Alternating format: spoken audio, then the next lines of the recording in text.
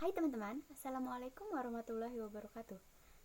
Kami dari kelompok 1 ingin menjelaskan tentang landasan pendidikan berbudaya Indonesia. Sebelumnya perkenalkan, nama saya Indri Sulistiani. Nama saya Serina Hepa. Perkenalkan, nama saya Rinanto. Yang pertama yaitu hakikat manusia. Hakikat manusia sebagai makhluk sosial yang memiliki fungsi biologis, proteksi, sosialisasi atau pendidikan, suportif, dan ekspansif.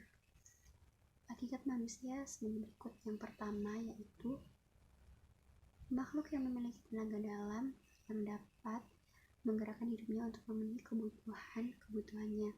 Yang kedua yaitu individu yang memiliki sifat rasional yang bertanggung jawab atas tingkah laku intelektual dan sosial. Yang ketiga yaitu yang mampu menggerakkan dirinya ke tujuan yang positif, mampu mengatur dan mengontrol dirinya dan mampu menentukan nasibnya. Yang keempat yaitu makhluk yang dalam proses menjadi berkembang tidak pernah selesai atau tuntas selama hidupnya. Yang kelima, individu yang dalam hidupnya selalu melibatkan dirinya dalam usaha untuk mewujudkan dirinya sendiri, membantu orang lain, dan membuat dunia lebih baik. Yang keenam yaitu selalu keberadaan yang berpotensi yang perwujudannya merupakan ketakterdugaan dengan potensi yang tak terbatas. Yang ketujuh yaitu makhluk Tuhan yang berarti ialah adalah manusia yang mengandung kemungkinan baik dan jahat. Dan yang kedelapan yaitu individu yang sangat dipengaruhi oleh lingkungan, terutama lingkungan sosial. Yang selanjutnya yaitu pemahaman tentang filsafat pendidikan Indonesia. Apa sih arti dari filsafat pendidikan? Ya, jadi filsafat pendidikan itu adalah pemikiran dan perenungan secara mendalam sampai ke akar-akarnya mengenai pendidikan. Jadi kita lebih mengulik lebih dalam lagi apa sih arti dari pendidikan tersebut. Dan selanjutnya itu filsafat pendidikan Indonesia. Filsafat pendidikan Indonesia ialah filsafat umum atau filsafat negara ialah Pancasila. Jadi filsafat pendidikan Indonesia adalah Pancasila. Sebagai filsafat negara, Pancasila patut menjadi jiwa bangsa Indonesia, menjadi semangat dalam berkarya dalam segala bidang dan mewarnai segala segi kehidupan dari hari ke hari. Akan tetapi, di dunia pendidikan Indonesia ini belum punya konsep atau teori-teori sendiri yang cocok dengan kondisi kebiasaan atau budaya Indonesia tentang pendidikan dan cara mencapai pendidikan tersebut. Sebagian konsep atau teori pendidikan di Indonesia ini menggunakan konsep dari luar atau import, sehingga belum tentu teori-teori dari luar tersebut cocok dengan kebudayaan yang ada di Indonesia, dan belum tentu juga cocok diterapkan di Indonesia ini. Kemudian dan dapat terjadi bila penduduk memiliki nilai-nilai bahwa manusia harus senantiasa berikhtiar untuk memperbaiki hidupnya. Dan ada juga beberapa faktor yang menyebabkan terhalangnya perubahan kebudayaan. Antara lainnya itu adanya kurang interaksi dengan masyarakat, atau komunitas terus terlambat atau terhambat perkembangannya karena akibat penjajahan yang dilakukan oleh negara lain terhadap negara tersebut itu sangat lama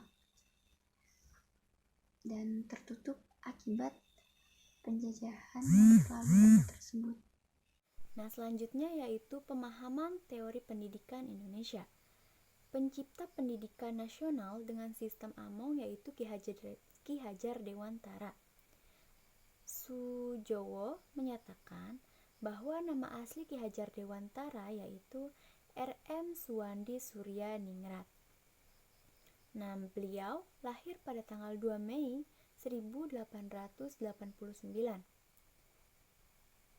Sebelumnya ada beberapa pengertian pendidikan dari para pakar, yaitu menurut John Dewey, yaitu proses pembentukan percakapan-kecakapan fundamental, emosional, ke arah alam dan sesama manusia. John Dewey menyamakan filsafat pendidikan dengan teori pendidikan, sehingga pendidikan adalah teori umum pendidikan. Yang kedua yaitu ada M.J. Langeveld,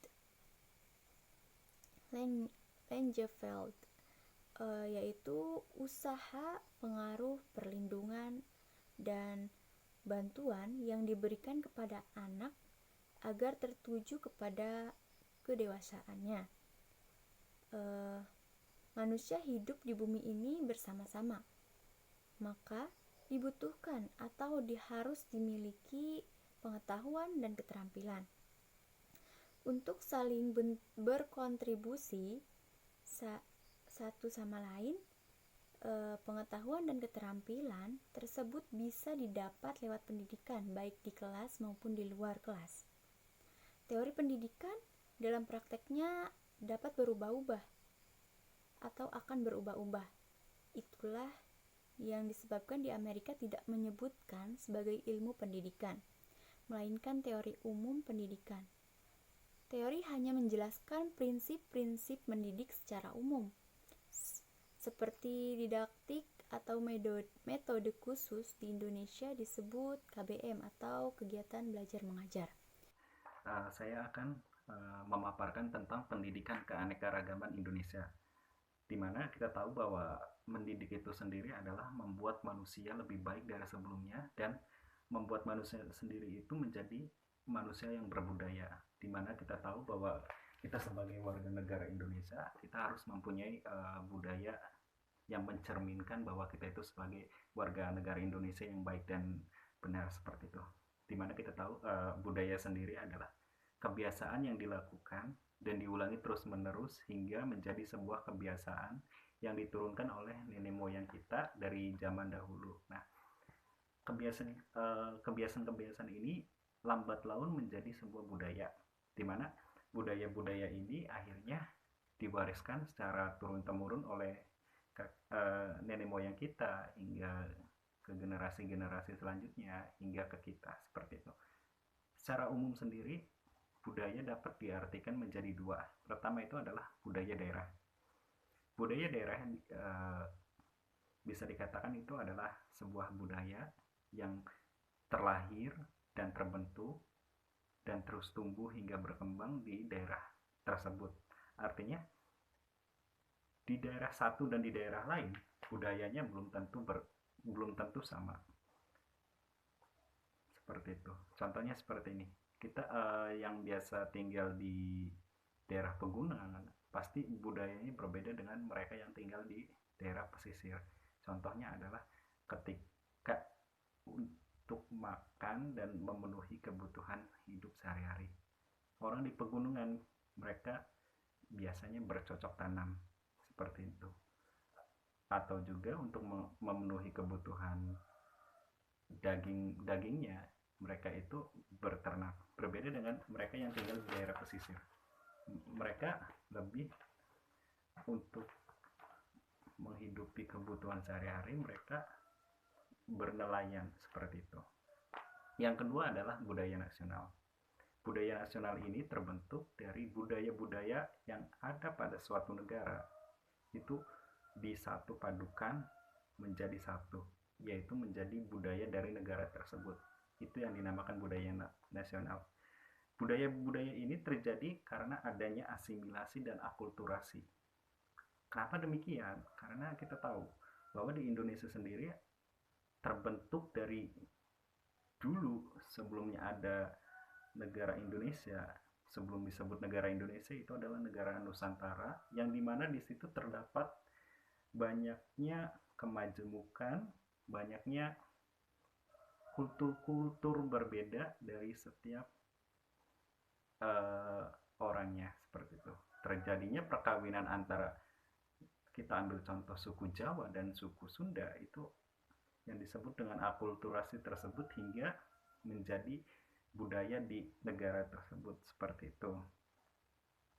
Indonesia sendiri juga tadi sudah saya sebutkan bahwa penuh dengan masyarakat yang majemuk, multikultural, dan keanekaragaman. Nah,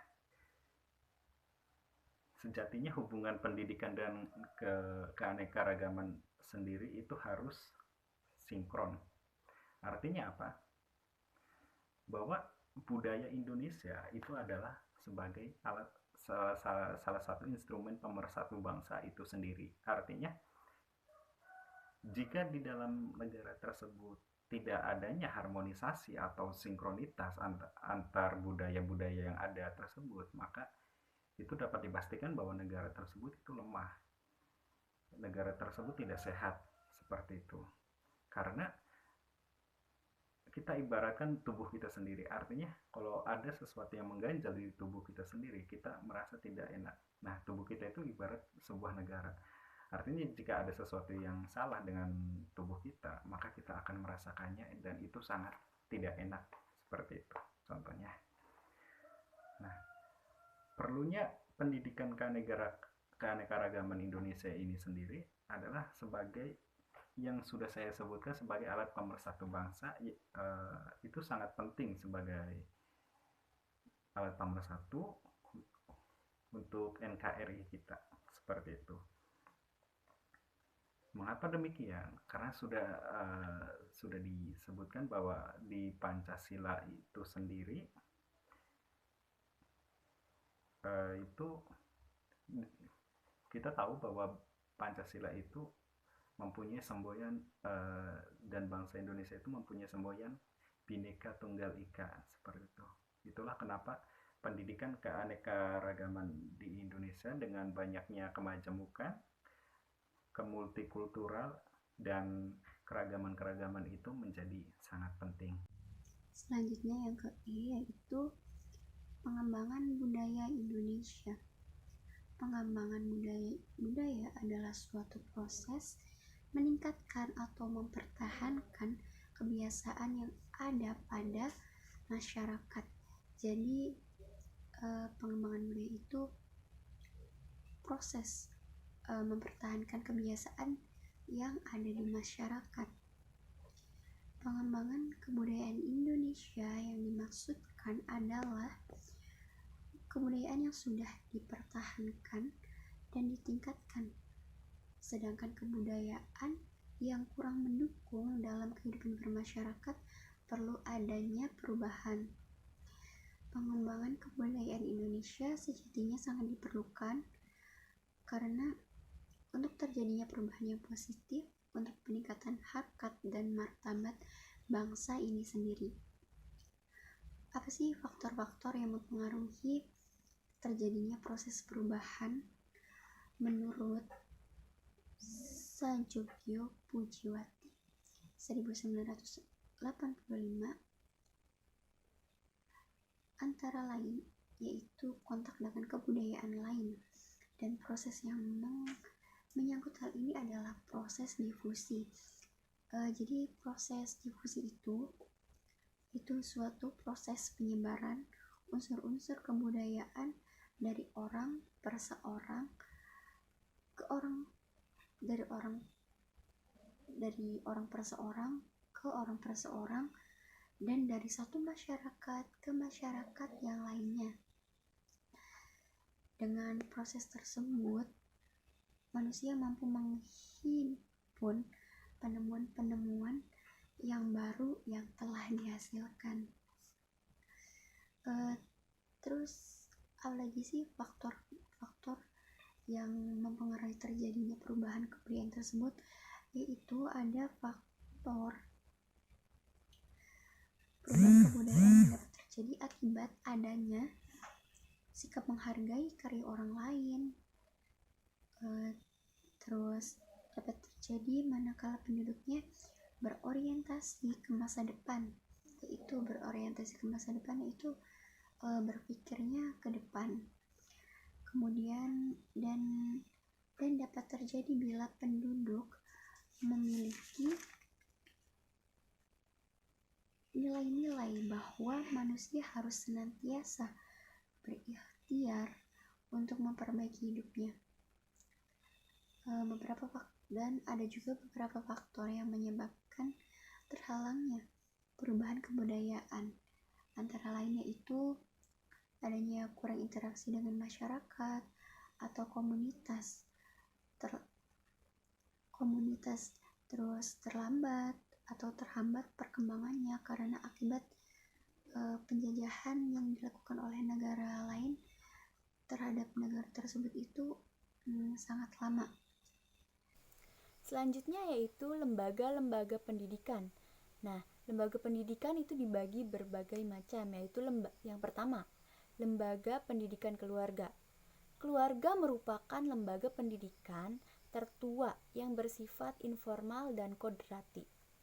Tugas keluarga adalah meletakkan landasan yang kuat bagi perkembangan anak, membentuk pola kepribadian anak, memberi pengetahuan, keterampilan, moral, nilai agama, dan pandangan hidup yang benar. Nah, yang kedua, ada lembaga pendidikan sekolah.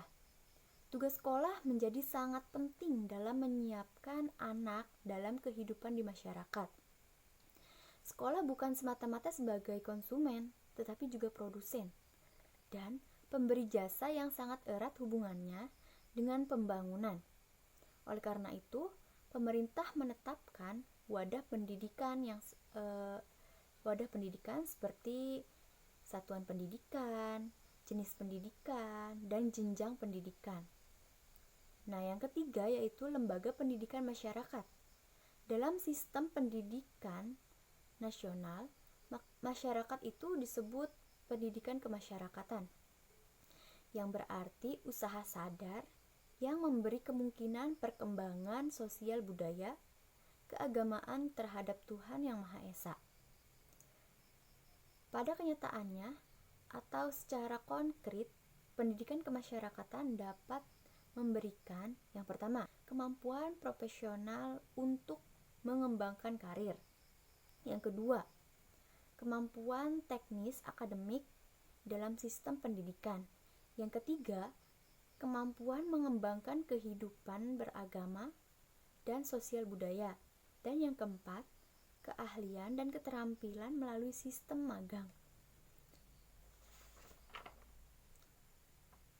Oleh karena itu, pendidikan anak adalah tanggung jawab bersama antara pemerintah, orang tua, dan masyarakat.